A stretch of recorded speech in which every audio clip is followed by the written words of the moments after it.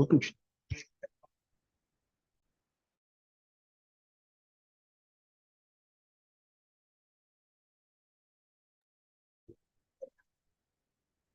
Раз, два, три, четыре. Проверка связи. Раз, два, три, проверка связи. Выключить.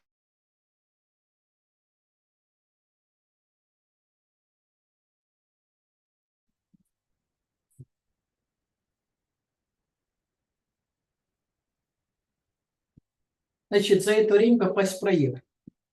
Если попасть...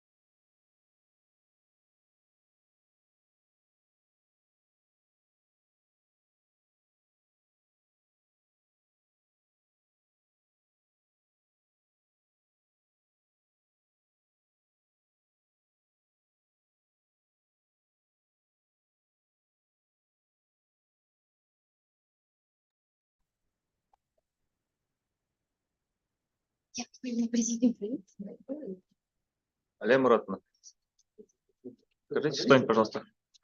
Добрый день. Вы меня слышите? Громче, да?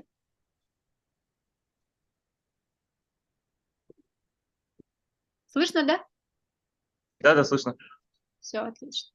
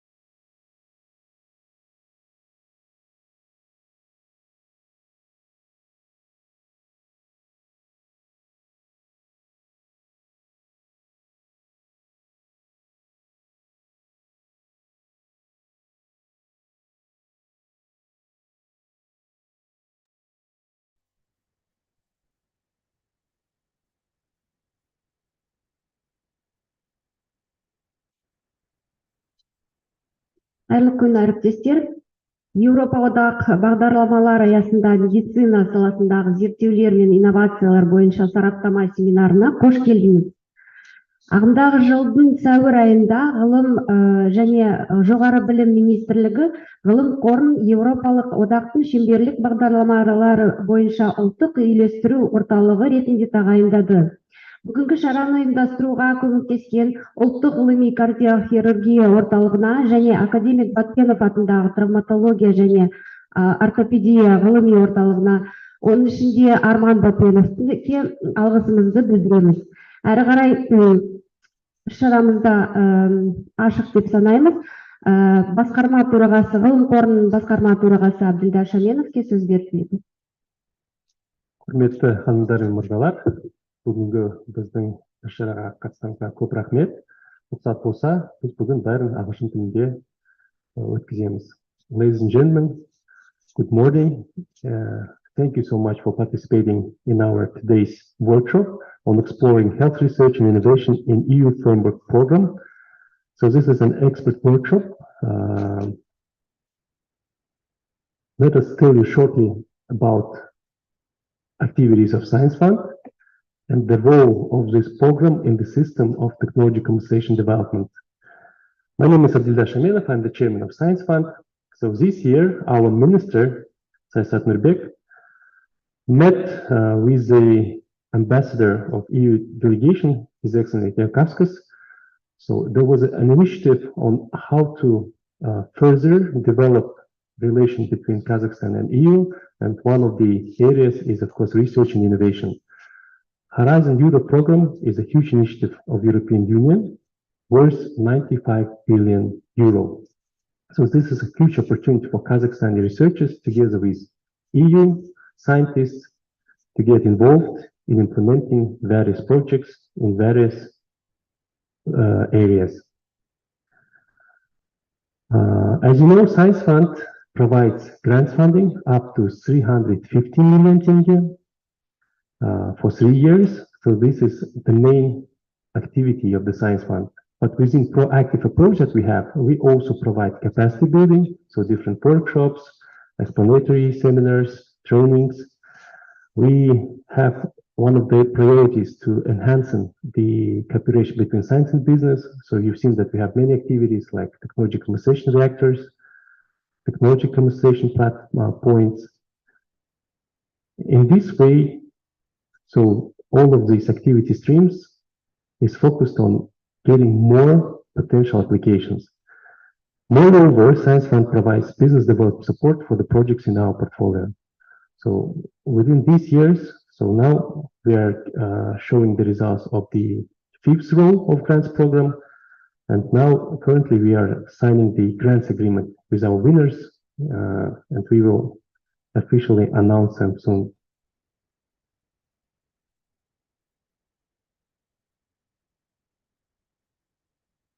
Today, we are glad to share more about Horizon Europe program. Our national contact point, NCP, Dr. Alia Simbayeva, will explain all the details of this program. Just recently, Dr. Simbayeva went to Spain, so she went through a training workshop, so our foreign colleagues shared their experience, and I think this would be a very useful presentation for you to understand the details of this program. And we are also very grateful to our partners from Nazarbayev University and School of Medicine. Professor Antonio Sares Antonera, School of Medicine, will explain more on the EU framework program participation and insights from their experience. Many thanks for participating today and sharing your experience. So let us start the training part. Alia Muratовна, the floor is yours. Thank you for the introduction.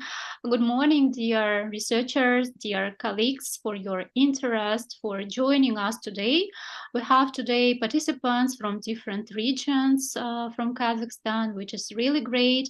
And let me also say huge thanks to Dr. Antonio for agreeing to share his experience. So please, dear researchers, use this opportunity to network, to ask your questions, and maybe new collaborative projects will come out from this workshop. So I will take about 10 minutes for a briefing presentation, and I will highlight key points of the Horizon Europe program. Let me share presentation. So this presentation usually so to cover this presentation, we need about 2 hours. So I will only focus on key slides, and if you have any specific interest, if you have ideas, if you have questions regarding application or submission evaluation processes, you can write to our email and we will organize a separate session with you. So let me start my presentation. So Horizon Europe is an international program for research and innovation funded by the EU Commission. So the budget of this program is about 100 billion euros for the period from 2021 till 2027. The main objective of this program is to support breakthrough projects, to create new knowledge, to create new technologies, new innovative solutions, and actually develop EU economy in collaboration with other countries. To understand the logic of this program, we need to go to EU policy. So EU Commission develops their own EU policy, which has strategic orientation, strategic plan, their own KPIs and impacts. And based on this strategic plan, work programs for research and innovation is developed. We have but we have questions like with local impact, even not for the country, but for region. So unfortunately, such projects cannot be used for Horizon Europe program. You need to think wider for projects with international impact. So when you think about project to be applied for Horizon Europe, you need to think not only about scientific value, but also about what kind of value it will bring to society, to international society, to economy, to technology development. If we look at the types of Horizon Europe projects, so here you can see 5 main types, such as research and innovation action, these types for research projects. You have coordination and support action, which is for international collaboration. Training grants, Marie Curie actions. and also innovation and market deployment actions. So this type is for innovation projects, usually to bring a new innovative product to market. Also, there are additional schemes like European Research Council grants. They are similar to our grant funding scheme. So when researcher or a group of researchers can describe their idea and apply for this grant. And when you think about these 5 key types of grant funding, they require a consortium of, I will mention it after, but you need to have international consortium with at least 3 EU members or associate countries. I will not stop on this slide, but I will encourage you to go to Cordis portal, so you can see the link here, and type keywords. So if your area is in specific health area, you can type these keywords and see what kind of projects were previously funded by Horizon Europe program or Horizon 2020 program or previous programs. You can see what kind of objective this project has had, what kind of funding they received, who were the partners of this consortium. And when you look for partners, you can start from this Cordis portal and contact firstly to organizations which previously participated in Horizon projects. So these slides cover analytics of Kazakhstan participation in EU funding scheme. Unfortunately, we have experience to highlight, but we need to develop this experience, and our major goal as the National Coordination Center is to increase these numbers. So from previous years, Kazakhstani organizations received about 6 million EU euros. And our job is to promote this program, actually to share that our researchers can use this opportunity to work together with their international colleagues and develop and implement breakthrough projects. Key question that we receive: can Kazakhstani organizations participate in EU funding scheme? Yes. Kazakhstan is on the specific list of third countries, which allows our organizations, including academic organizations, NGO, industry organizations, to automatically receive EU funding. But there is a requirement. You need to create a consortium of at least 3 independent legal entities from EU members or associated countries like UK or Turkey. Another important highlight is about planning. Usually in Kazakhstan, we have 1 month to prepare application, which is not always enough. So in Horizon Europe, you know topics or programs, descriptions of calls about 1 year ahead. So you can think about this topic, you can think about consortium, you can contact different organizations and people, and you have additionally about 6 months to prepare your proposal. So you have enough time to prepare a competitive proposal. We previously received also requests like, can you assist us to prepare a project, to find partners, when the call was actually was closed like in 2 weeks. So unfortunately, we cannot help in these cases. We can help if you have already everything, but just tiny adjustments or recommendations are needed. But you need to think about your project and preparation like about 1 year ahead. So I think I will stop here. My colleagues will share this presentation, and if you have any specific requests regarding application form, regarding submission, evaluation processes, we are happy to organize a separate detailed workshop for you to cover these areas. And also today, I think we have Ayjan Samambayeva from East University, who is expert in registration processes, and also she has some experience in EU projects. You can also ask her, and I think she will be glad to share her experience. Ayjan, hello. Thank you. I will stop here.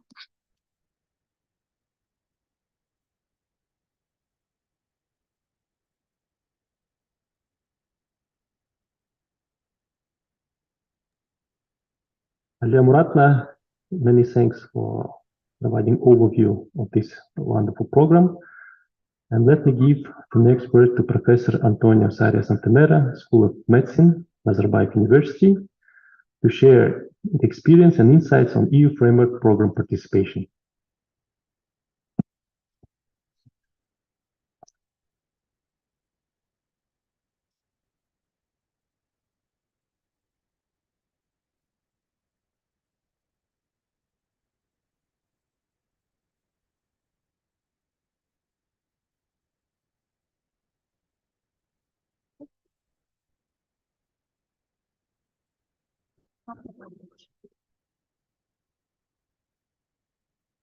Hayırlı tan, Ochi Sakribrimiska Rahmet.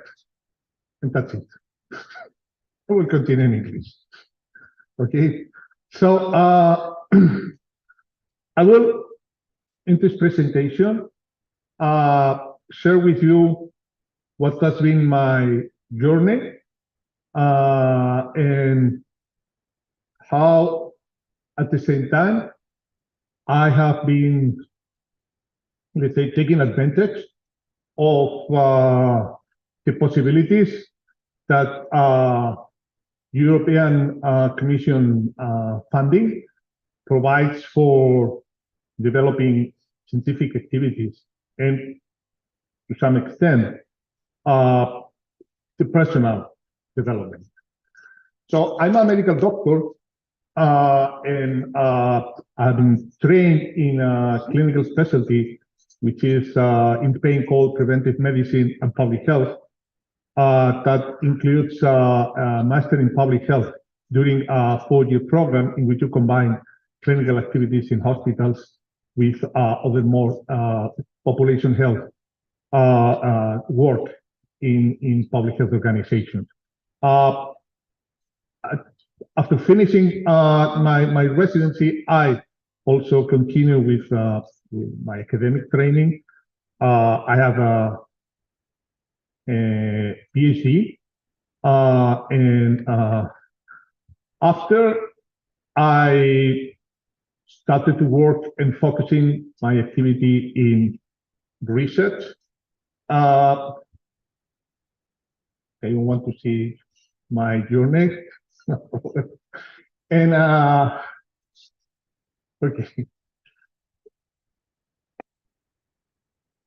I have worked as a clinician in hospitals, in primary care. I also have been working in public health organizations, but my main activity has been in Spain, in something that you may have here in name, but not in the function, which is relatively common in continental Europe, and that also something is existing in the United States that you may have the CDC, which is the National Public Health Institute. I work in Spain in the National Public Health Institute. The National Public Health Institute is basically a research organization. We are funded by public funds. We are related with the Ministry of Health, but we are not actually part of the Ministry of Health. You also have here a Center of Public Health, but it's really an administrative organization of the Ministry of Health, while in Spain, it's a research organization. So I was working as basically as a researcher. Our organization, at the same time, has also relationship with a university, because we are part of affiliated with a university. We in our institute, we have also a school of public health. So we also have masters in public health administration in a PhD program. And most of my work has been in conducting research, but also in supervising PhD students. And we also are affiliated with a hospital. So we also have residents for different specialties. And I have also, most of my work has been in mentoring both PhD students and clinical residents that in Spain have to do some research work during their clinical training. I have experience in the United States because I did a postdoctoral stage in different universities, and I also significant international experience, but mostly in the Spanish-speaking large continent, which is South and Central America, because for obvious historical and language issues, for us it's very easy to maintain connection with all those countries. And also I have a long experience in EU-funded projects.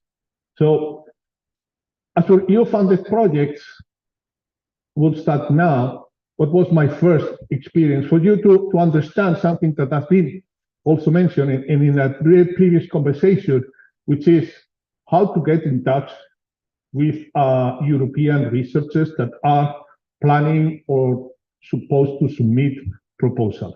My first experience, I still remember that, was a phone call I received from a colleague from Denmark. I picked up the phone.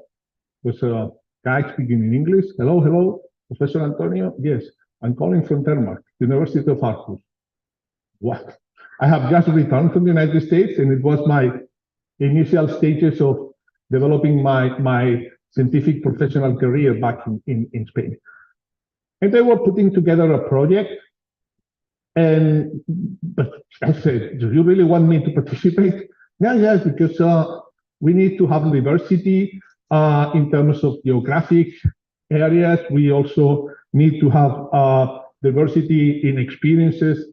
And this project, and I can tell you now, was about diabetes. Since then, my professional life in diabetes have been one. So today, I still continue to work in diabetes after that phone call from this colleague from Denmark. So, okay, technology now is trying to. How can I move to the next slide? Okay, now I work 10 minutes from here, Nazarbayev University School of Medicine. I'm actually now the head of the Department of Biomedical Sciences, which in Nazarbayev School of Medicine includes the public health area, plus all molecular biology and biomedical sciences. So it's we explore diseases in my department, from the molecular to the population determinants. At Nazarbayev University, you know, we have different programs. And let me just, that we have a master in molecular medicine, a master in public health, where I teach a course in health services research, and I also supervise students. We have a master in pharmacology and toxicology, and a master's in sports medicine and rehabilitation, where your colleague Geltai is very active in this master. And we also have two PhD programs in biomedical sciences and in global health. I'm the program director of the PhD in global health, which is a PhD program that just started 2 years ago. So we have a first cohort of 7 students and a second cohort, which started 2 months ago, of another 7 students. My expertise is basically in one main area, which is the use of routinely collected data from electronic medical records. This is where I have developed most of my work. taking advantage of what clinical doctors include in the medical records when they are taking care of patients. And we have done a lot of work in analyzing how health systems work, but also in analyzing how interventions work for patients. This is not clinical trial. This is observational studies, and those studies have significant limitations. But we have, at the same time, we have developed alternative methods to make sure that we can capture the possible effects and benefits or even risks of medical interventions. I have also experience in health technology assessment and evidence-based healthcare using systematic reviews, meta-analysis to explore the benefits of medical interventions. I have also experience in implementation science and policy to understand how can we move in this translational component from what has been demonstrated to work in science or in a clinical trial into the complexities of healthcare organizations and healthcare systems. I have a lot of experience in chronic conditions, mostly in diabetes, and recently, not because I was very interested, but because I think it was necessary that we dedicate our efforts as much as possible to COVID, and we still continue to do some work in COVID. Briefly, this is just the publications in which I have participated, analyzing data from Kazakhstan. If you are interested in working analyzing data from Kazakhstan, contact us, because we have the possibility through the work led by Professor Gaipo from the School of Medicine to help, and we are collaborating with a lot of groups in different, this is just the publication in which I participated. They have many more publications. If you are interested, just contact us, okay? My work in diabetes in Kazakhstan. Okay, this is first a population survey in which we analyze with the collaboration of students of our Master in Public Health. And what we detected is low reported prevalence of diabetes. Almost 50% of cases of diabetes in this country are not diagnosed. It is not surprising for different reasons of the type of care that are typically provided in polyclinics. But almost 50% of cases are not detected. It's a huge problem because if you don't detect diabetes, you cannot start with the complexity of caring for diabetic patients. But if you don't start because it's so complex even to diagnose a case, well, you know. This is work that we are doing with colleagues from Turkestan, from Ahmed Yassari University. We are working with them, obtaining more clinical data, and we are also exploring elements related with normoglycemia, prediabetes, and undiagnosed diabetes, together with more, say, physiological, pathophysiological approaches, which is comparing two critical elements in the process of developing diabetes, which is insulin resistance and beta cell deficit. I'm not going to go further in this, but interestingly, at least in the data we have, contrary what is the common understanding of the pathophysiology of type 2 diabetes, in Asian populations, it's becoming quite common that instead of a first insulin resistant process, what happens is a primary beta cell deficit. The primary beta cell deficit means that diabetes is not, maybe not, the consequence of insulin resistance, but of deficits in the production, primary deficits in the production of insulin. And we found in Turkestan population also a significant proportion of people with beta cell deficit, compared to also some proportion, of course, of insulin resistance. But if this is the case, the therapeutic approach in care management of these populations could be different. We're working also with colleagues from Aston American University and from now 4 polyclinics here to characterize, using data obtained from clinical records, the characteristics of typical diabetic patients seen. In this case, the diagnosed corresponding to 4%, the diagnosed characteristics of these diabetic patients. And what we found is that, not surprisingly, because it has been reported previously, that diabetes are not type 1, type 2, the diabetes at least maybe 5 or even more groups. Doing cluster analysis of the patients we have been seeing that diabetic patients, polyclinics out there, may be clustered in 5 homogeneous group of patients based on typically collected data from medical records: blood pressure, cholesterol, LDL, glomerular filtration, BMI. Based on this typical easy to obtain data, we have seen that diabetic patients, instead of being classified in type 1 and type 2, may be classified in 5 groups.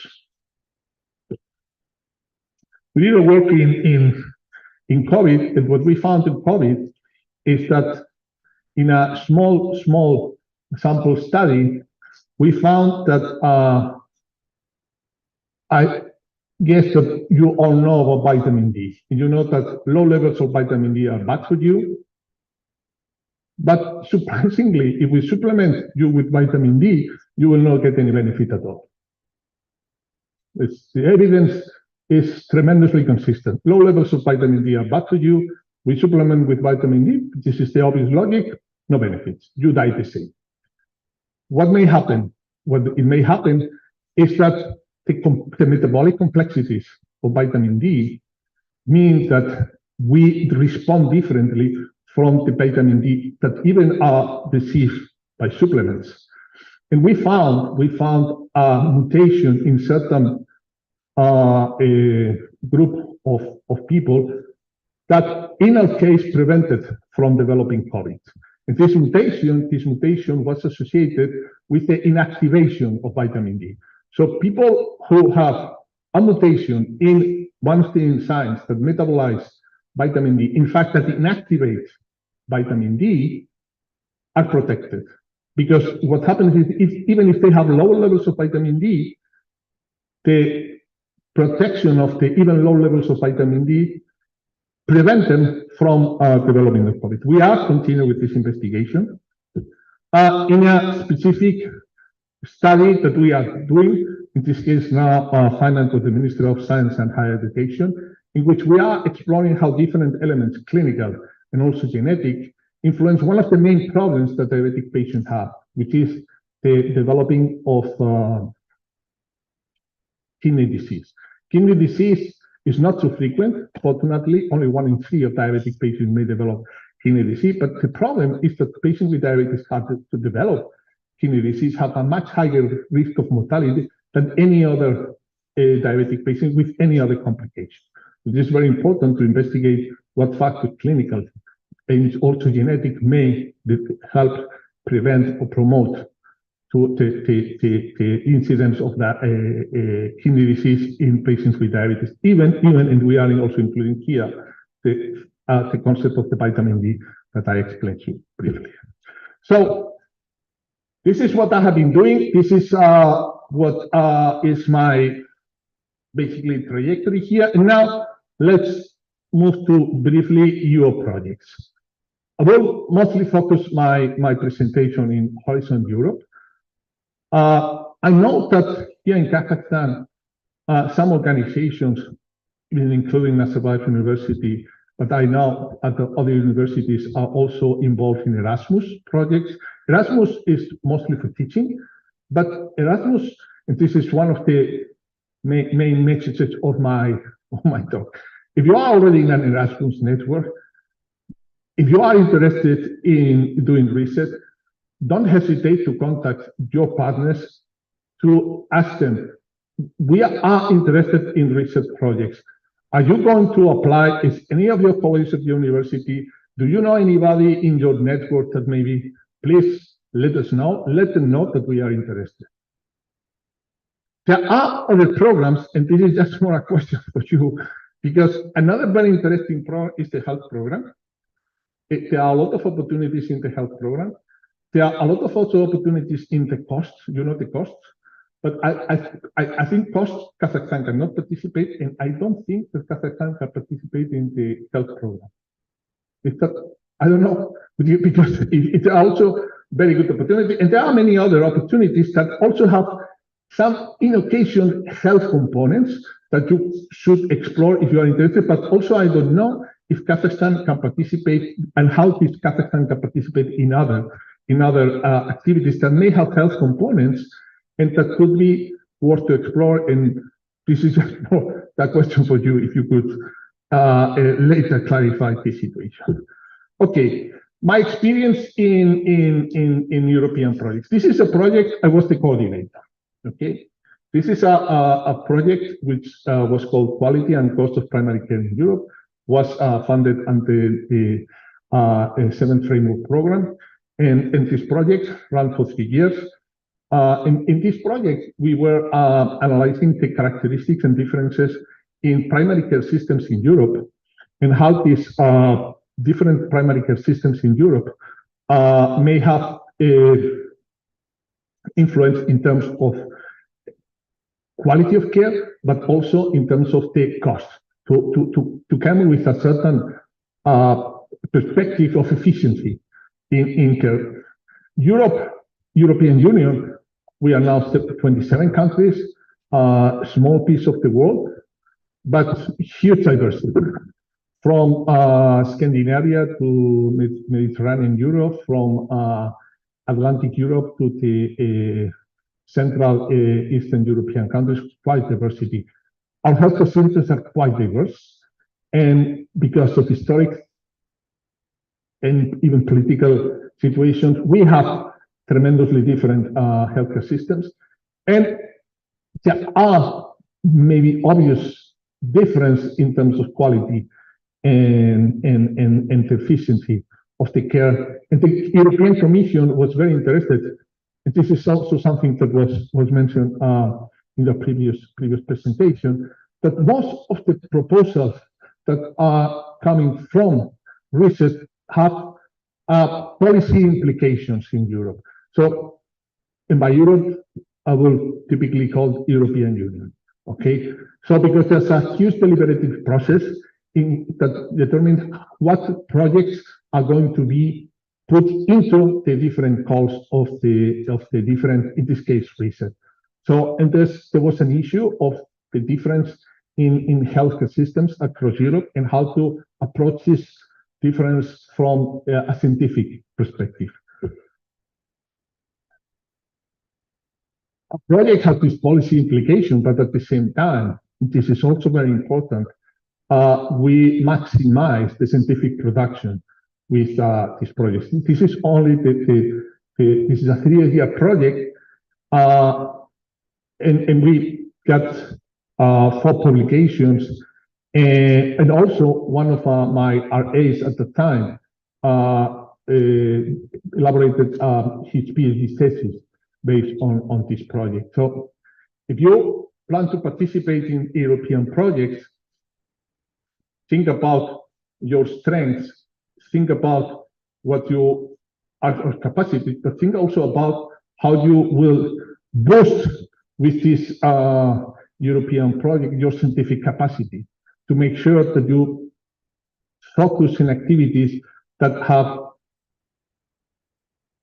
scientific production, publications, PhD thesis, which is at the same time, I mean, if you're representing academic organization, something that for any, say, ranking will be what really your academic authorities will request from you.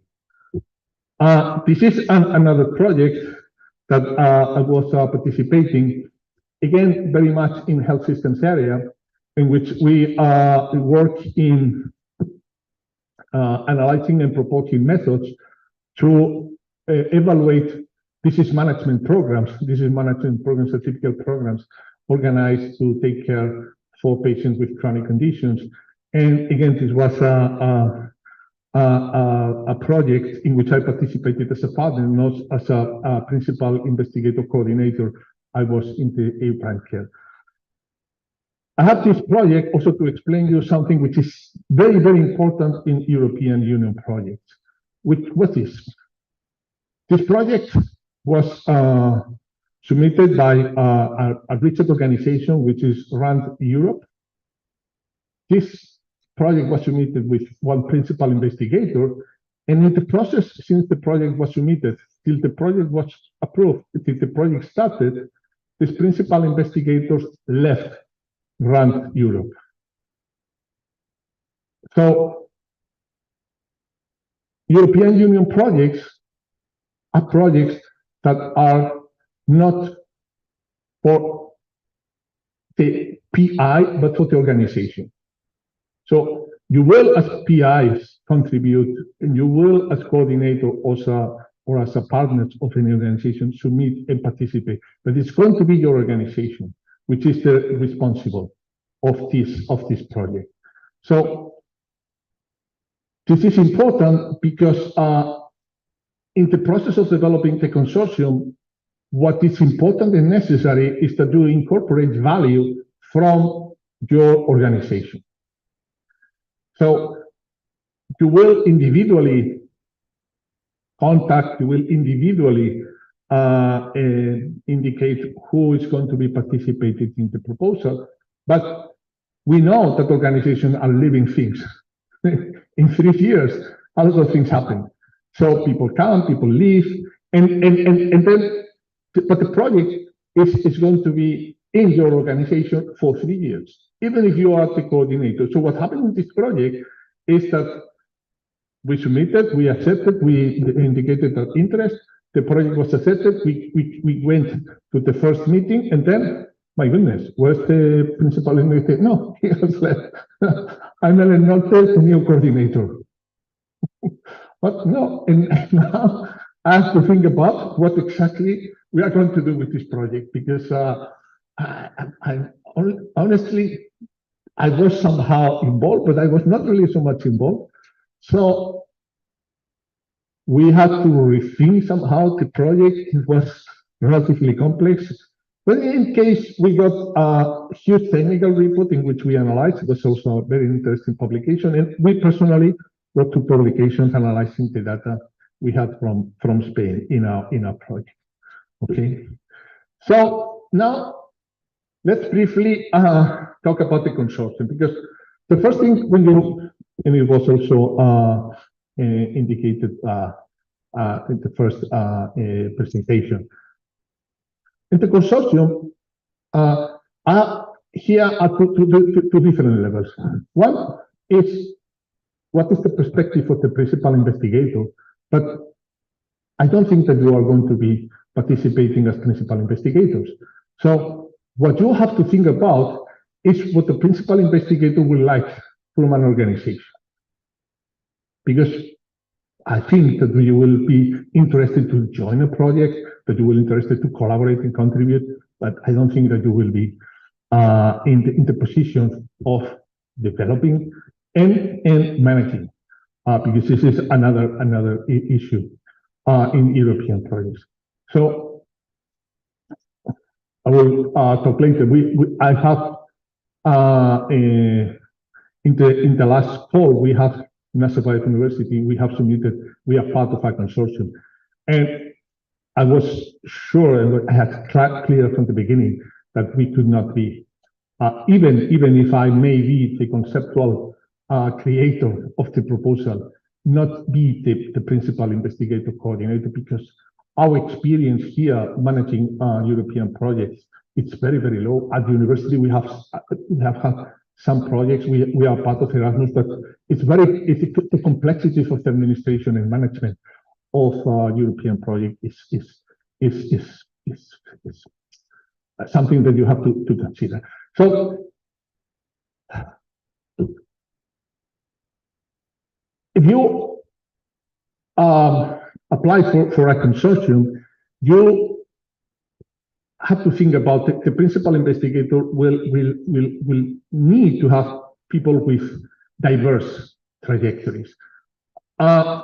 We will come later to what the European projects are right now, and it's quite clear that they were complex before, but they are now tremendously complex, because I mean, you cannot have a project in which are exclusively molecular biologists, or you cannot have a project in which are exclusively clinicians or epidemiologists or whatever. That's not really possible. The Commission will not accept that. They will require twice diverse composition. You have to think about, once again, what are your capacity in your organization and how can you contribute to the different impact that are expected from the project, and what could be your a specific and necessary contribution that will make sure that the coordinator will say, oh yes, sure, this is it helps me because it's fitting with this specific problem I have. So there's another issue, which is whether just because you are submitting a partner with Kazakhstan may be considered valuable itself.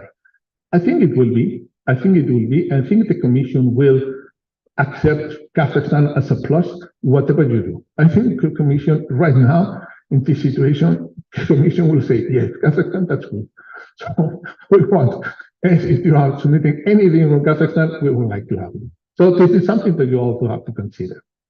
So this is, again, but you also have to be, let me say it's this in a very polite way.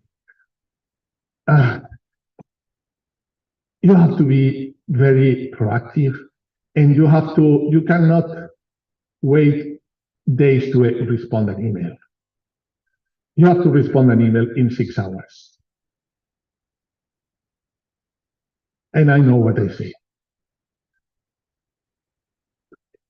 And you have to be very proactive since the beginning, making sure that the coordinator is comfortable having an unknown partner, because this will be most likely the situation, having an unknown partner that is responding, and he will assume that you will not be contributing to the different 6-8 work packages. No, but I have this role that I can contribute, and you ask me something in 3, 4, 5, 6 hours, you get my answer.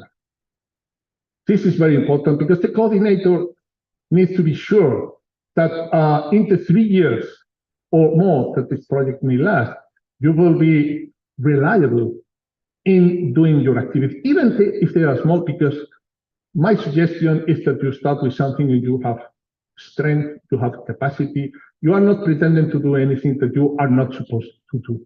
No, be quite clear. This is what we can do. You ask us to do cost effectiveness analysis. I'm sorry.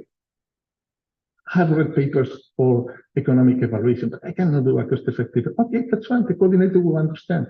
And they say, no, I can contribute selecting data from patients from my hospital. Okay, that's fine. This probably will help me because we have a diversity of patients, we have a diversity of healthcare system, we have a socio-demographic difference that may help me. If there's anything you can do in other areas, or we have expertise in health economics, it may be the case. Okay, yes, that's fine. But don't pretend to do something that you don't have, because that will not help at all. But at the same time, if you want to participate, you need to be, since the very beginning of the process, really making sure that the coordinator is happy having people that don't really know so well participating in the consortium. At the same time, what's the problem? The problem is that the first presentation, you know that, well, Ministry of Higher Education and Science, the country has an annual call. Annual call is expected or when? We don't really know. What are the conditions? We don't really know. Here, you know, and you can participate even since the beginning in elaborating I mean, this is for European Union countries. participate in developing and establishing exactly what could be done and what could not be done. Be aware that in a lot of occasions, what appears in this call, which is an open call, and everybody can propose and can apply, maybe not the real case.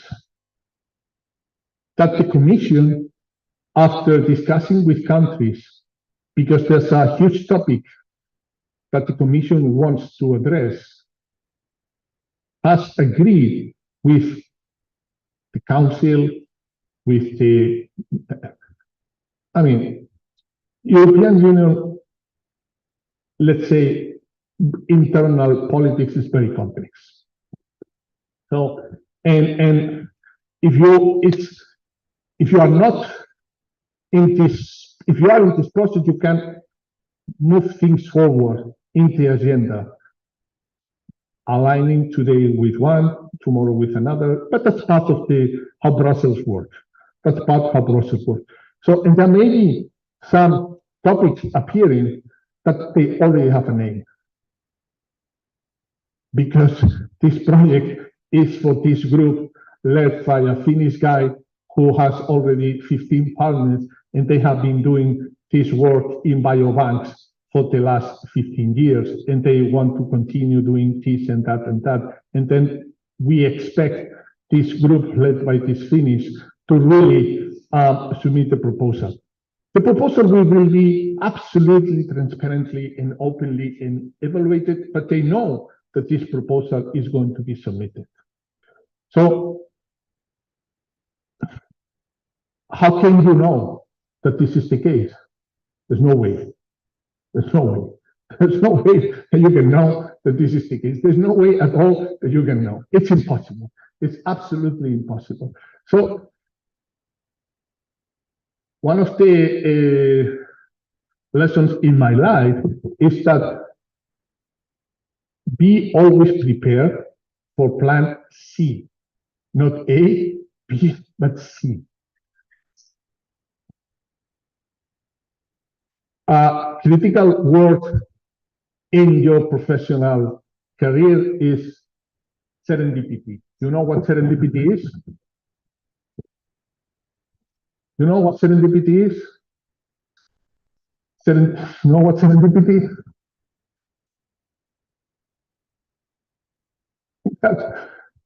That's sure you go to a meeting with a colleague from the Science Foundation, and during the conversation, say, let's organize a seminar. Okay, let's organize a seminar. And you have to be prepared for the unexpected. Chaos is part of you, it's actually part of your life.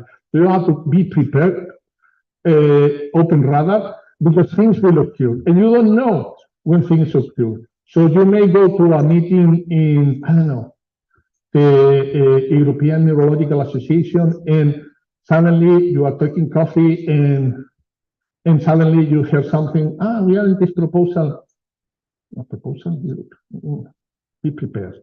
Be prepared, because this is serendipity. Serendipity happens, and you have to be prepared. At the same time, you have to be prepared to change and modify and adapt to changing circumstances. And that's one of the, let's say, definition of intelligence. But in any case, don't hesitate to pick up the phone to contact experts you don't know. So that's the key. Be prepared. That was the case. My first European Union project, they called. But Scott Rumbacher, who are you? I'm coming from Denmark, Harvard University. What do you want from me? Oh, this is a European Union project. Okay. Yeah, send me whatever. So be prepared. And then let's come to the application. Okay. You have the consortium, more than less. You have probably the coordinator have a core group of organizations, and then the coordinator may be accepting, and that will also very much depend on something which is very important, which is not just so much the activities, but the budget that is available. The budget that is available and what activities are planned. And the budget is very important because you also have to know, and this is my very last presentation and I'm spoiling my presentation, but this is something which is crucial and absolutely essential. Absolutely essential. You have to know the rules of how European projects are managed and administered and financed. You have to know the rules. And that's essential. And how even the budget are created depends on what are your own even individual organizational administrative and financial thing, but I will come later to this. Okay, from the calls that are now open, I have been reviewing what's peculiar topics that I honestly cannot say anything about that. But there's one in which at least I can comment, which is the call is improve prediction, detection, and treatment approaches for comprehensive stroke management. This is what the European Union, the Commission wants. It is not stroke, it's this. It's what the European Union, the Commission wants you to submit proposals. If you click on budget overview, this is what will come here. And if you, sorry, I don't have.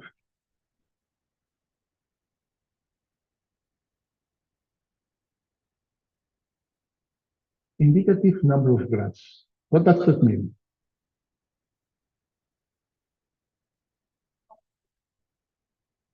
But the European Union expects large proposals, and they don't expect more than 2. So you better find who is leading one of these 2 proposals and join them. Small proposals, 3, 4 groups, probably the Commission will say, it is wonderful proposal, we don't like it. Remember what I told you about the Finnish guy who is already in contact with the Commission because through the health commissioner, through the Finnish Minister of Health, through they have been stroke is a huge issue, stroke is a huge issue, the Commission, okay, the Commissioner said, just do the stroke thing, but it has to be big, has to be huge. We want a huge project. They will fund too. So you better either if have large intensive budget, huge budget, because they expect 2 proposals. You may do, no, I'm going to analyze the problems of these activities in the cerebellum. Forget about that. You have to read, but you cannot. But this is the expected outcomes. Patients will benefit. Health professionals will have access to integrated. Healthcare systems will benefit. Researchers will benefit. Healthcare system researchers will benefit. So the proposal will have to address patients, healthcare professionals, healthcare systems, researchers, will have to address and propose solutions to these all problems that are indicated and propose solutions to the expected impacts explicitly indicated in the proposal. So you have to provide solutions to accelerate access to patients, to advance visualization approaches, new medical technologies, pharmaceuticals, biotechnologicals, better implementation and scale up of projects. This is now essential in European projects. It's not just developing concepts, but making sure that we understand how to implement it, apply them, and contribute. And this is also very important, that you have to be familiar, especially almost over the coordinated problem of the European jargon. what is the European health data space? What is the European health data space? You have no idea. It is a concept that is being developed in Brussels and only means what the people from Brussels have developed and came up with the European health data space. That's it. And you have to know. Because if you say, no, we will do this, that, no. What is the documents? What is the existing literature? What is the bureaucrats from Brussels have defined that is the European health data space? That's it. And you need to really make sure that you are addressing and including the concepts that they already have considered. Okay? So this is very important, because if you don't include the concept, it's very unlikely that you will get advancing into different assessment and evaluation processes. So basically, this is what I see here. So you have to use the jargon that is part of the European Union Commission. You have to clearly addressing the scope, the impact, and providing scientific solutions to the problems that they are suggesting, that maybe not the problems, but are the problems that are defined by them. And that's it. And I have a long experience working with European, with the Commission bureaucrats. And you have to say, That's it. That's it, because it's what it is. It's not that they have come up with this initiative. It's a long process. It takes years for the Commission to finally get with this specific topic as appears at stroke. But when it appears as a, for them, that's it. That's it. And then you have only words. That's it. So another part. This is more for the investigate coordinator, but for everything. And we also have to continuously learn on that, because in occasion these proposals will be reviewed by scientists, but most likely not by a scientist, not a stroke neurologist, not even by a neurologist. It could be read by a traumatologist. Traumatologist, yes, I know what stroke is. I have seen people with stroke. Yeah. So these people have to understand what we are saying. If they don't understand what they say, the most likely is after 5, 10, 12 lines, I don't understand anything here. However, the evaluator could be a stroke neurologist, but you don't know. This is just chaos, and it may occur. So at the same time, you have to really be convincing and scientifically valid, demonstrated that you are aware what is the existing evidence regarding this problem, but at the same time, in a narrative way that really help people which are not specialists to understand what you're doing. There are going to be different reviewers. One may be a stroke neurologist, that this is just chaos, but most likely it's not going to be a stroke neurologist. So could be a doctor, could be a scientist, could be a veterinarian, could be. So it's very that you are really clear in your proposal, and this is something that you will have to continuously balance in any scientific proposal. So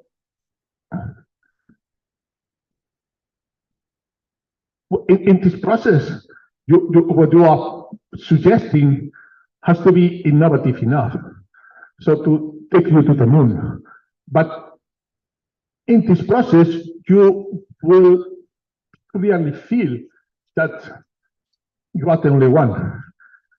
But that's the case. So this is the contradiction. I'm proposing something that's maybe, but this is what you are supposed to do. And in a moment at this stage, you will feel, I'm the only one here. But you have to demonstrate and explain it in a way that is convincing, and by it's also aligned with existing and current state of the art. So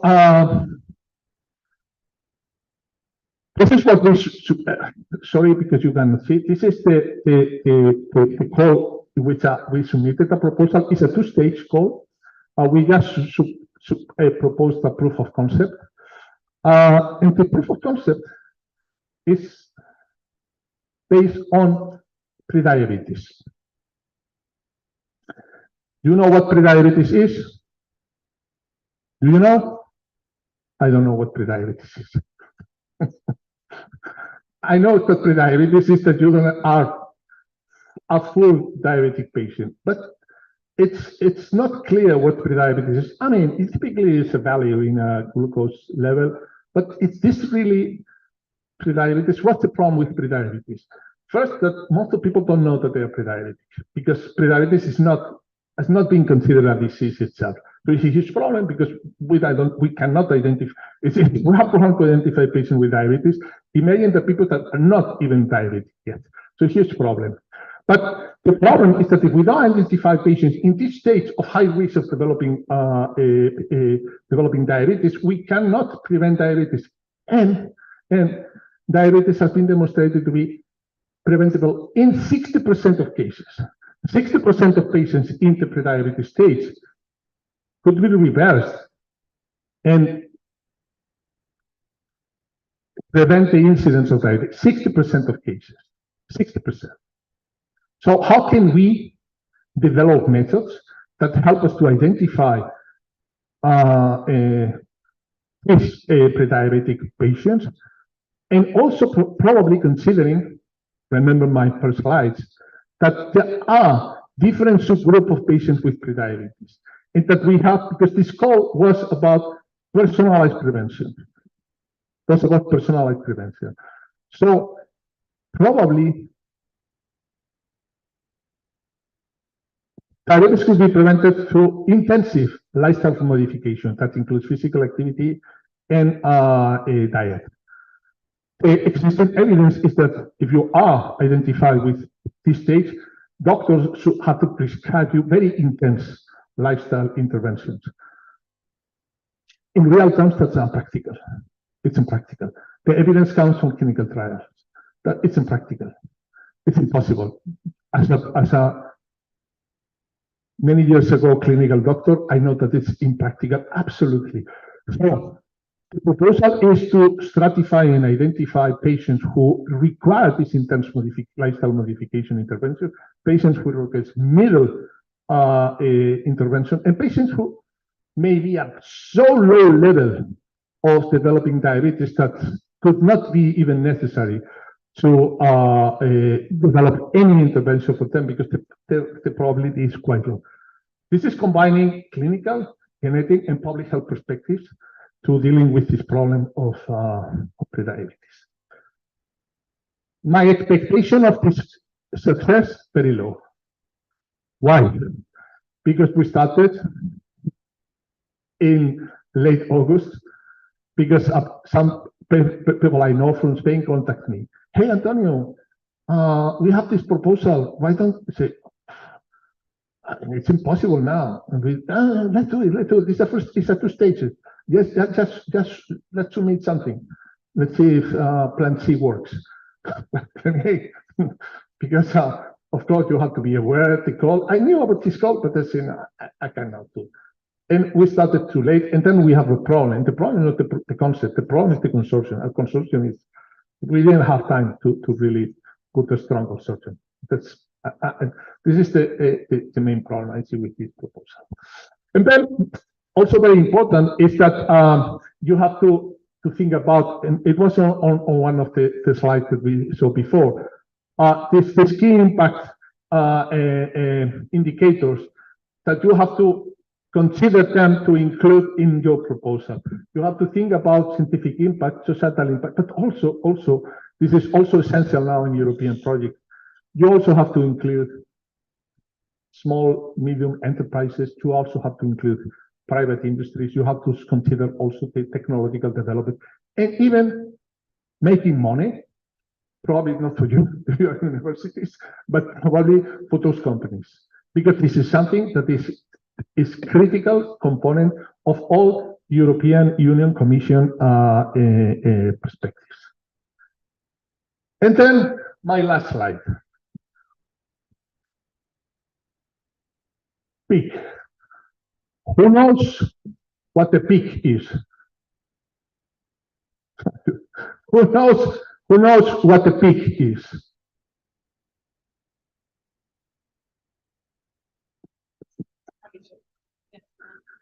The peak is the number of registration of your organization in the portal of the European Union. If you don't know what the peak is, you first have to know what the peak is, because otherwise, we have participated in European projects. We have Erasmus, and we also have some research projects. I call my managers, and I say, could you send me the Form A and the peak? And they told me, what? The peak? Come on, what's the peak? I don't know what the peak is. No, please review your documents, because we have a peak, because we participate in European projects. Oh, yes, yes. Then you have a peak. They didn't know about it. So this is very, very important, because if you are not going to finally submit the proposal, if you don't go through the submission service, if you don't have all the requests to be, it's relatively bureaucratically Brussels-style complex, but it's something that has to be done. And your managers at the international office, administration, finance, whatever, have to be prepared to complete everything. If you don't have peak, that's it. This talk is no, doesn't make sense.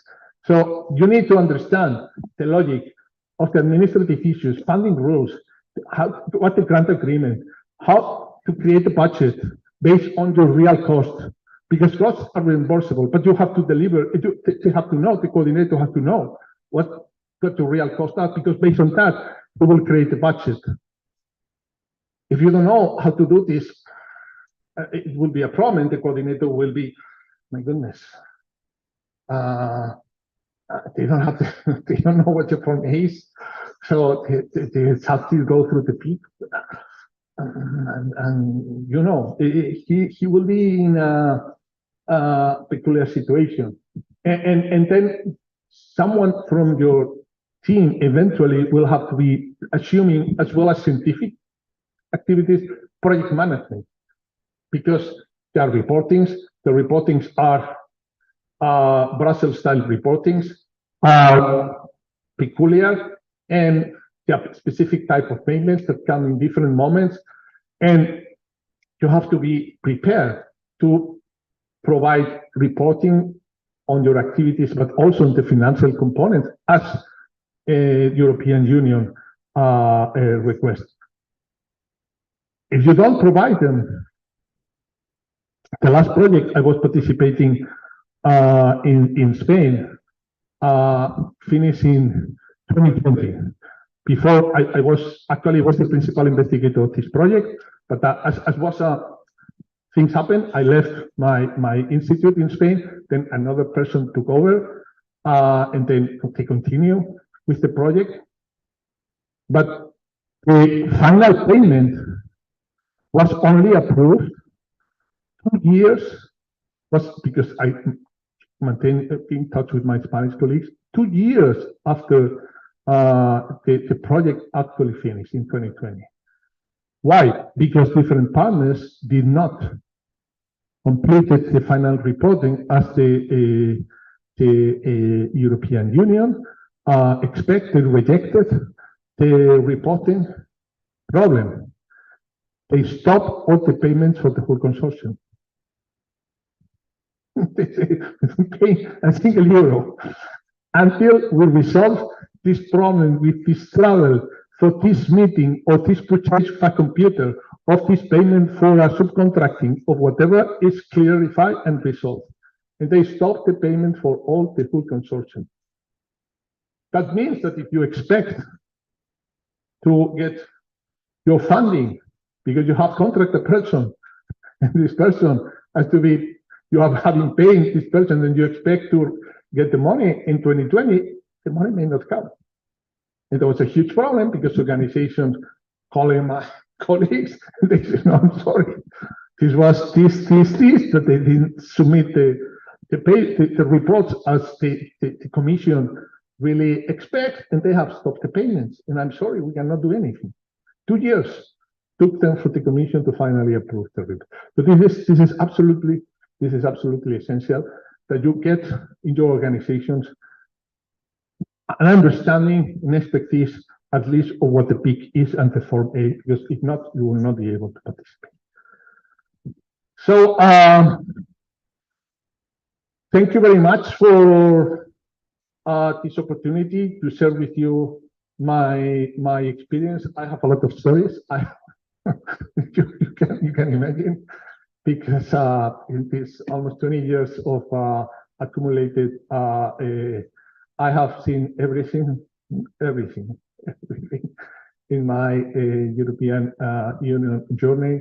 So, and of course, happy to help and contribute to make sure that that you may also be in the position to participate in these projects that, as I have been explaining, will not just give you the opportunity to get, reasonable and stable funding for the period of the project, but also you should use them to really boost your scientific production in academic capacity.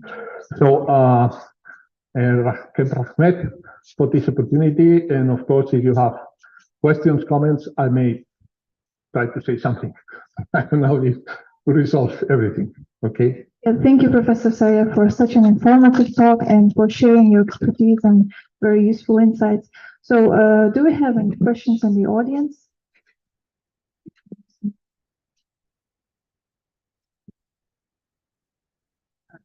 Hi, my name is Ayjan Samanbayeva.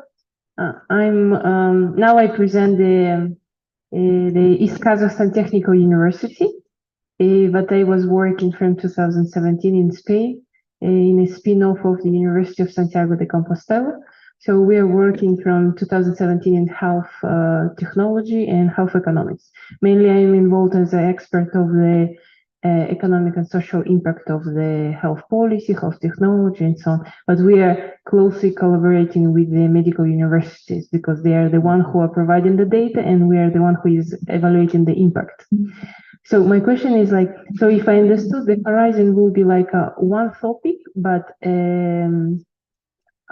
develop from the different points. So the team has to be complementary, but covering, for example, we were thinking if it's, for example, the health technology, it has to be different parts and complementing each other, cover like the same topic, but maybe from the technical, engineering, mechanical, medical, and economic point of view.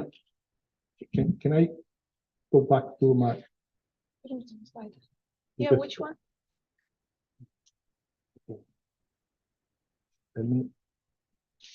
You basically, I think you will receive the presentation, okay? But this is directly extracted from the webpage from the commission, okay? Directly extracted.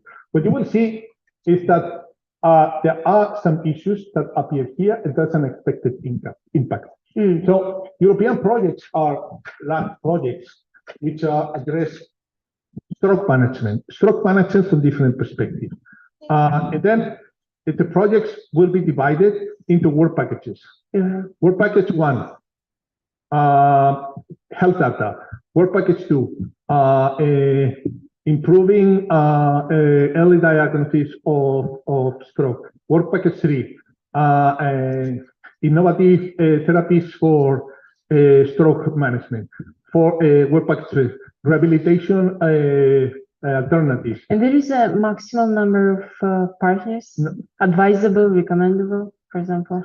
The number of partners is very much depending on the budget proposed by the commission. The budget is proposed But when they propose something, they don't propose. They are telling you that you have to read what is non-written in the rules. So this is a very large project, usually not so large. What is the appropriate number of partners? As in my previous slide, it was it. So you will have to develop work packages. The work package will have to deliver this expected impacts and outcomes that the Commission directly wants you to deliver. And then you will have to organize in work packages to contribute. So you say, I'm an economist. Okay, I will be participating in the work package of economic evaluation of strokes alternatives. That's fine. Because there may be a work package on economic evaluation and then you participate in it. And you may have another, which is the neurologists of my hospital are also participating, providing data. Okay, they participate with, and you will have a contribution, and this is coming back to the budget and your real cost, in which you say, I will contribute with 6, 8, 12 hours in my work package. And then, because for this activity, I need to dedicate these days, weeks, or whatever. And this activity will have to make sense for meeting the expected objectives, but at the same time, will have to be the budget based on your individual costs. So you will receive the budget based on your cost of your organization, which will be different from doing the same activity if you have a partner from Finland or a partner from Italy. So you will have to determine what you are going to do. We do cost effectiveness analysis, and we will evaluate the effects of this intervention. We will cost and we will measure outcomes. That will say 3, 6 weeks, months of our activity. And this is going to be part of Work Package 6. And this is the role of the coordinator to align the different activities of the different partners based on their expertise and capacity to work, as well as to compile in a separate Excel the specific cost of each activity. So you are not supposed to participate in all the activities. This is not the case. You will have to decide, no, I have expertise in whatever, or I'm, say we have a group of biomedical engineers, and one of our professors is developing this new, say, instrument to measure whatever, blood pressure in this type of patients. It could be tested during this, and the cost of developing this device would be included into the project. So it's quite variable because it really depends on how you, with your activities, respond to this and how individual organizations participate in the different work packages. Okay, thank you. Okay. We have one more question from our online chat. So there's a question, are there specific requirements for the co-funding, and how is it administered, the cost for co-funding? Yes. The rules of costing are quite clear. So the Commission accepts everything if it's proposed by the organization, and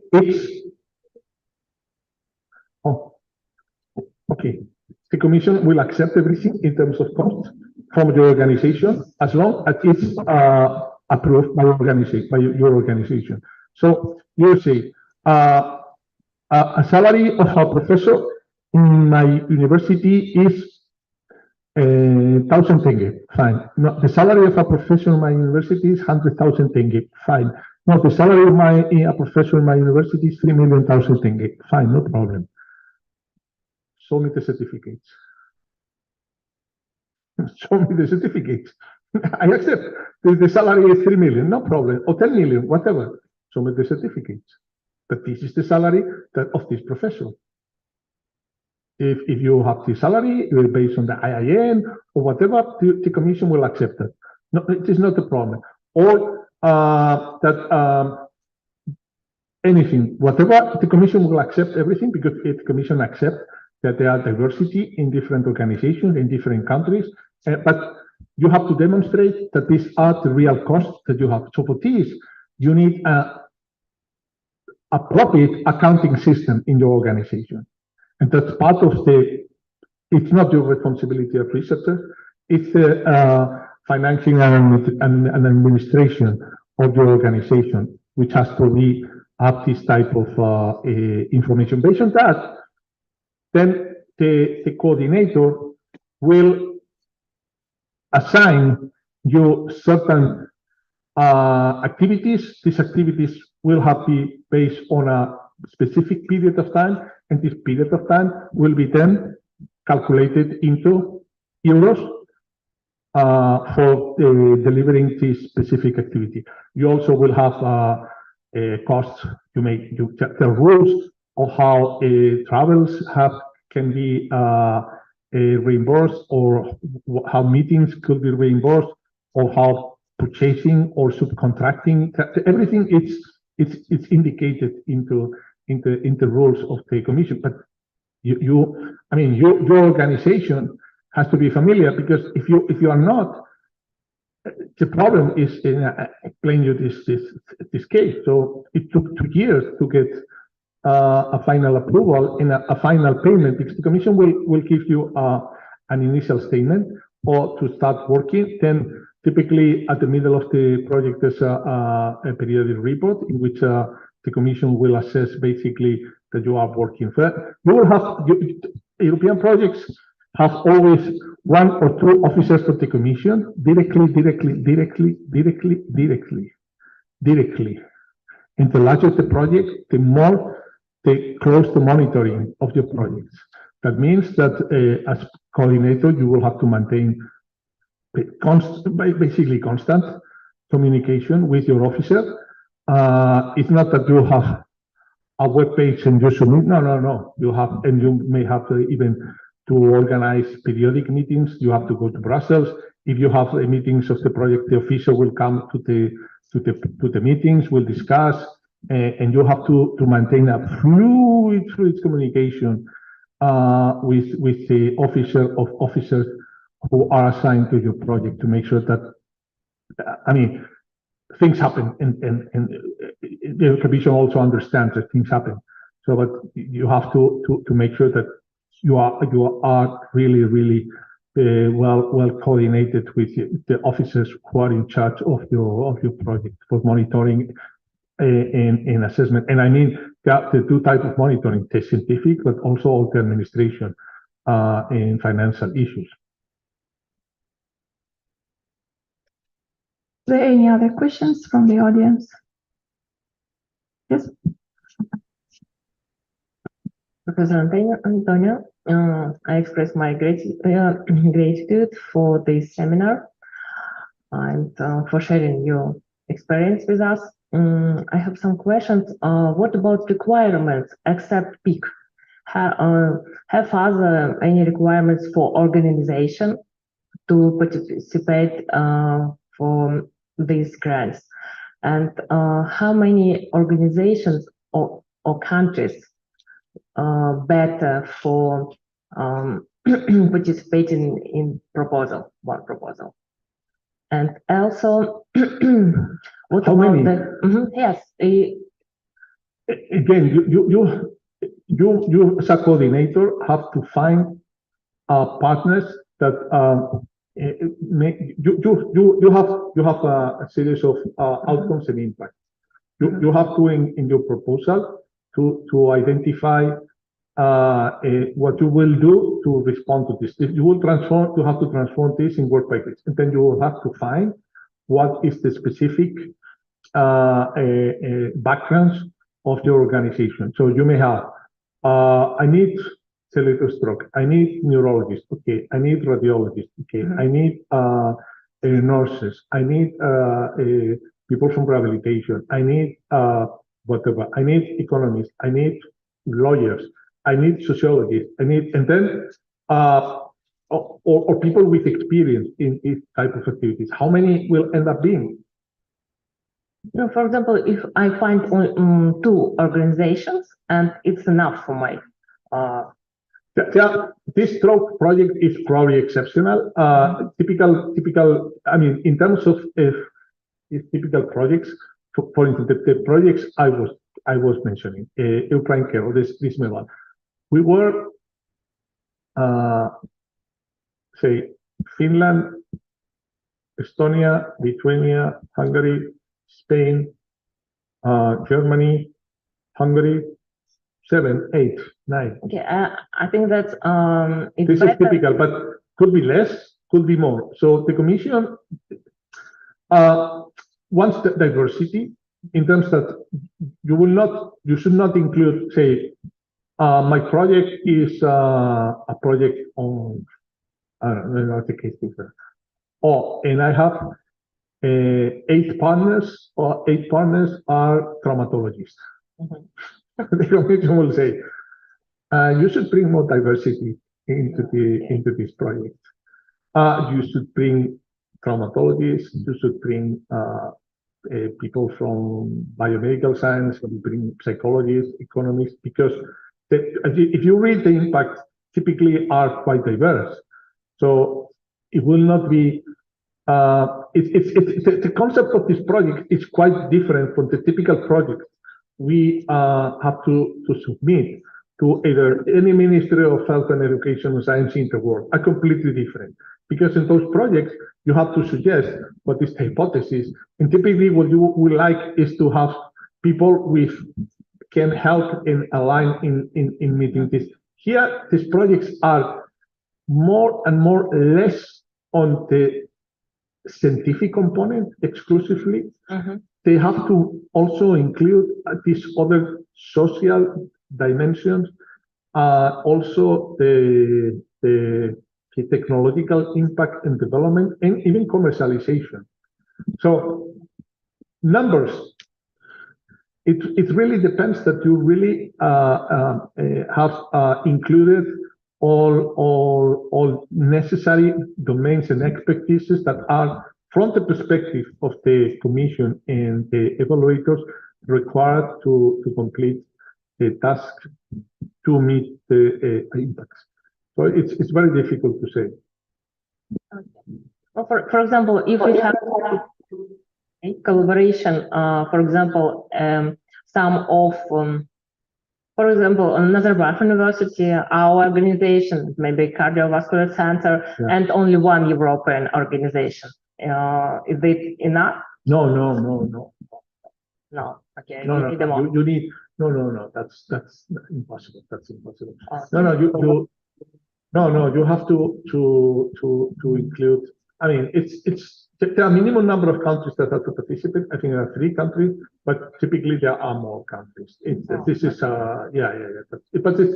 I mean, if you are in this process, because what usually happens is that there are a lot of let's say open days where the Commission even organize I don't know how they are called. It's meetings where you can go to meet with people, and even in the I haven't. If you go to the platform, there's each project has I haven't really included. There's for each project there's a place where you can click, and then you will see a list of organizations which have indicated their interest to participate in this call. So you can register your organization to be, say, for others to know that you are interested. That may help coordinators, but the coordinators may not even look at that. So again, you have to use different mechanisms to contact organizations, which I understand. it's relatively complex. Yeah, I understand it's relatively complex. What about requirements for organization except PIC? Any international certification does need organization to insert the proposal to the For obtaining the yes for attending in the no, grant. it's not a problem. It's no. I mean, all organizations. I mean, the European the Commission accepts. I mean, I think it's very generous in terms of compared to other. So NIH also accepts international organizations, but it's more restrictive. But the European Union is quite open in this. So accepts. It's not a problem. You can register. You need a lot of papers prepared. So because you have to submit everything, the statutes and everything that is necessary for approval, and you may have because of course Russian will not. It's not a European language, so you will have to submit everything officially translated to any of the official European languages. Thank you very much. Last question about clinical trials. What about what clinical trials? Yes, because of the topic we is often observation, not clinical. No. I mean, clinical trials could be included within the stroke. For instance, it's not a problem. You can propose a clinical trial within a project. The project could be exclusively a clinical trial. It's not a problem. But there are at the same time calls for developing clinical trials. But those calls are more, say, methodological. But at the same time, the methodological component could be the application of a specific clinical trial. So, but there are specific calls also for clinical trial. But in any project, you could include a clinical trial. So, in this, the commission it's quite open. So, it doesn't preclude that you may say one work package will be a clinical trial. It's fine. It's not a problem. It's not a problem. Thank you very much. Yeah. So one more. Be careful, however, if you submit a clinical trial, because you have to. This is just my recommendation. I will not submit a clinical trial because I have participated in projects which were based on a clinical trial, and it was a disaster because then you have to go through approvals of the clinical trial by all regulatory agencies in each participating country, and each country may have, because in this case the clinical trial included non-European countries, and it was let's say a disaster because it took forever to get everything approved into different countries, and then what happened is that there was not really time to get the clinical trial as it was planned in the original proposal, because this problem with purely the regulatory approvals in different countries were not. It took a lot of time. So my experience is that clinical trials are wonderful, very interesting, but if you want to do clinical trials, you have to include organizations with experience in international clinical trials. And then the problem is that financially, European projects are quite generous, not the problem. But then you have to be careful what is the cost of running a clinical trial, because if those organizations really absorb a huge amount of cost just for the administration of the clinical trial, then the Commission may not be so happy about that. Any more questions in the audience? If not, there is an online question. So if the deadline for the project is in February, should they start writing the proposal now? Sorry. If the deadline for the project is in February. So, if the deadline is in February, yes, they are already late. If the deadline is in February, it's too late now. No, because I mean first you you need this combination of the two elements that I mentioned here. You need actually three. First, you have to be administratively prepared. If you are not, huge problem. But there's still the combination. Okay, so it's the proposal. You may have an idea, and I told you honestly. Okay, the predicability. I have no problem with the predicability. I know exactly what's supposed to be. And should I have to do this here? It will not be a problem. I can apply this. But if I have to include partners in different European countries, I know people, but people who can decide in Falcon in 2 weeks decide that they can participate. They say, "Oh, yes, but of course, Antonio." Yes. But it takes some time for organizations to decide and to accept, and then you have to. Luckily, this is a two-stage. So, and if we pass the first screen, let's see if we can improve, because for sure we will get comments that our consortium is very poor. So. The second is also very, very important. The consumption, the distribution, how balanced it is, whether all the different needs and components are properly included. That you have specific activities assigned to these two stages. This is not really necessary. You send like a proof, an idea, the concept, and it's not even necessary to distribute it in work package and activity. But honestly, I think we were late. Yeah. Just from my experience, and say like, if you are dealing with the European institution, all countries have a different holidays. For example, now in December, it's almost the month is lost because you won't conduct 6 or 8 November. Most of the European countries, they have a vacation, then they do the puentos and that's it. Also, for example, when you register to take the decision, it have to be with the representative of the university to decide if they are participating or not. So they need time to contact the administration. They have August also lost, everybody on the vacation, nobody replied. Then, beside of this, taking the time to make the consortium, 1 month in advance, you're like sending the email to set up the meeting.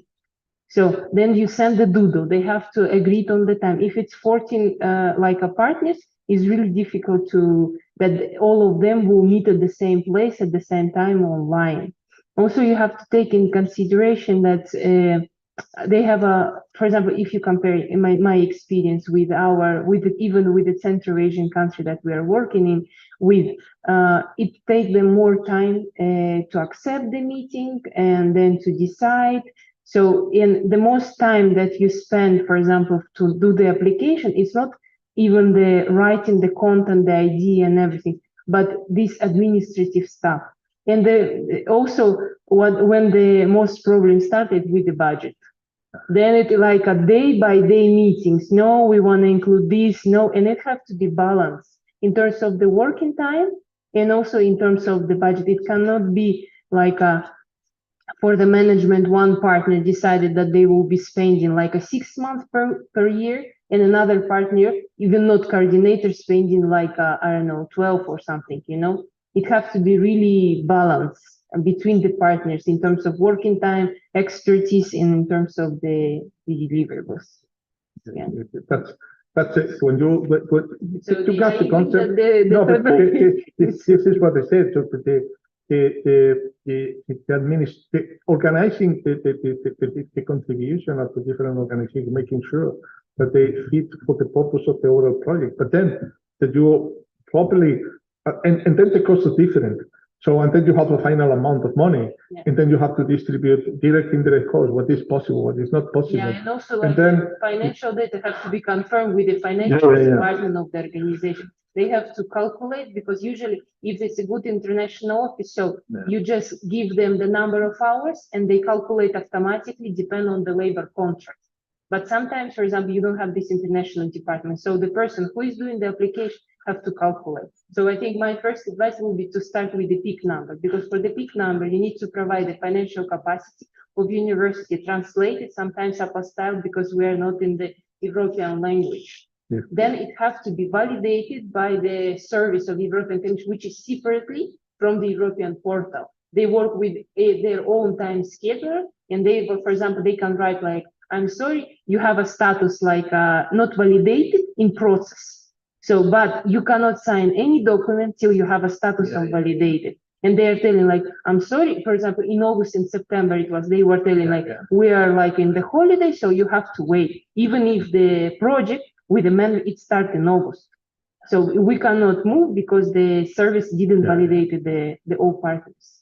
Yeah, if you are I mean, typically if you are a public organization, that's typically easier, and the commission it's more relaxed. But if you are not a public organization like a university or hospital, even if you are a non-for-profit organization, I mean, the commission will be scrutinized carefully everything. They have to provide all the financial documents, approvals, everything, and a lot of organizations are not really prepared. And then I also had the situation that we start the project and we have one organization which was a non-for-profit organization, but an NGO, no problem. So supposedly, but they didn't have all the paperwork on time, and then we could not receive the full installment, and then all the partners were angry, calling us, where's the money? Where's the money? No, we cannot receive the money because there's an organization that is delayed in submit, because that was the other problem. This is again, things happen. This is a real story. Related with the vacations.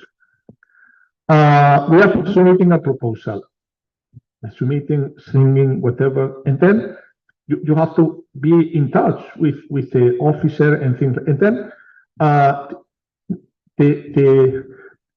because at the same time you have an administrative officer and a scientific officer.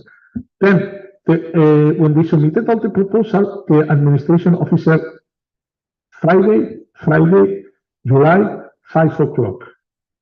Now, 4:57.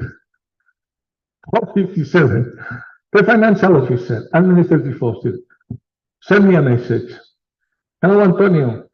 Partner A does not have all the required paperwork. They have to provide it. Otherwise, we will not be able to proceed with anything related with the grant agreement, and not able to.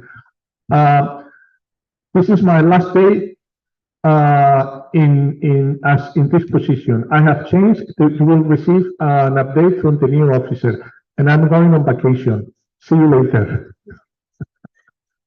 Friday, 4:57. July. What? She left. Another person came 2, 3, 4 weeks after. The project has already started. We couldn't sign the grant agreement. There was a partner waiting for the money. We didn't have the money. There was one organization missing to submit everything for updating, because they had the last financial report that was from 2 years ago. They have not really updated it as they should, but they didn't. And for 2, 3, 4 months, no grant agreement, no money. Yeah, and everybody, where's the money? Where's the money? I'm sorry. Yeah, in Kazakhstan, it also happened. I mean, in Central Asia in general, we sometimes change the title. For example, from national universities came like something. And this document happened because the European Commission, they check the exact title, the name of organization have to be the same on the bank statement. So if there is a difference, you have to resubmit, they have to approve, and it also takes time to validate. Yeah, I've seen also that. Yeah, thank you, Ayjan. Ayjan is also... University changed the name, get together with another university, and it's a new university. So it's not an old university with everything old. No, it's a new. Yeah, and also and they have a new peak, everything. Yeah. And then everything stopped, cancelled administratively. They cannot process anything. You know. And then people asking for money. They say, no, I'm sorry. We cannot send you the money because we haven't received, because we have a partner which is in trouble administratively. So scientific consortium parts, huge problem. Administration, absolutely nightmare. Absolute. Okay, thanks, Ayran. Ayran is also our national contact point representative. So if you have any further questions, you can reach out to us via email. It's horizon.europe@science-fund.kz. If you need to clarify, you can stop by later. So once again, thank you, Professor Saya, for your time, for making time, and for your commitment to spread knowledge. And also we want to thank Ayran for clarifying some administrative questions and organizational capacities. Thank you so much for attending our expert seminar. And we will hope to see you drawing your proposals soon. So thank you, everyone. And thank you, our online audience. Yeah, how about we take a group photo? Please don't leave, guys. Let's take a group photo and then we can leave. Just one photo.